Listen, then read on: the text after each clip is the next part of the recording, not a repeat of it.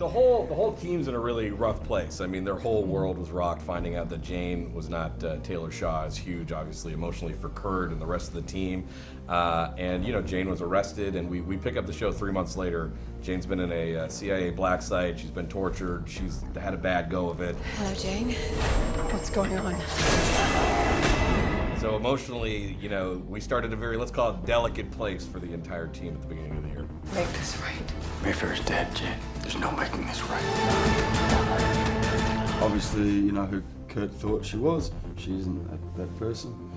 And, you know, through that sort of betrayal, you know, I mean, she sort of lied to him about, you know, having memories of the childhood or whatever. So it sort of made him believe that, you know, she is potentially this girl that had been missing for 25 years.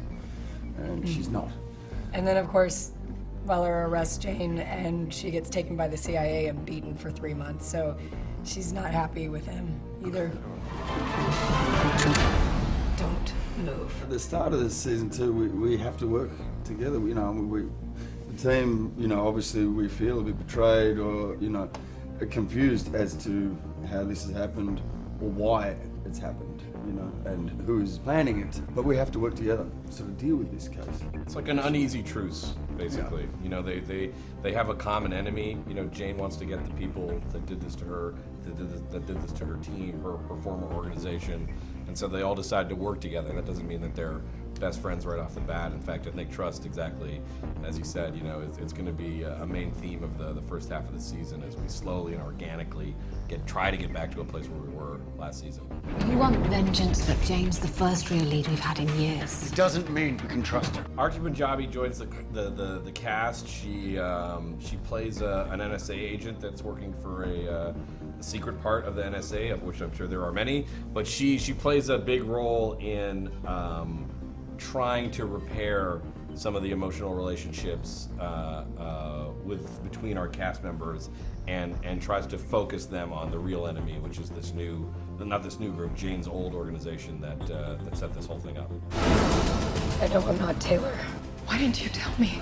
So I wanted you to be Taylor. When this is over, when we bring them down, I want out.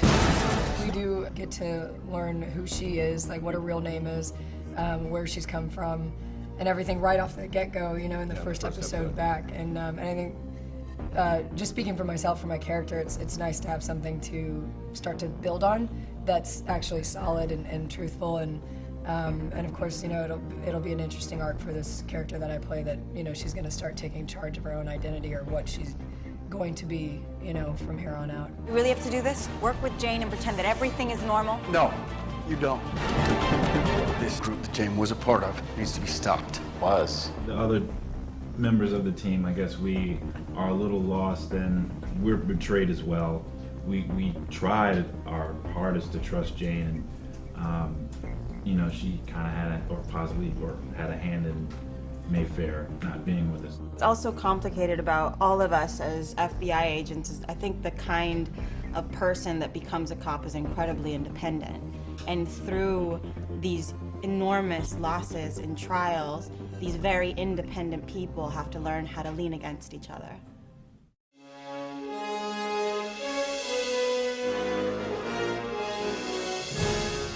When you listen to this script, even with the involvement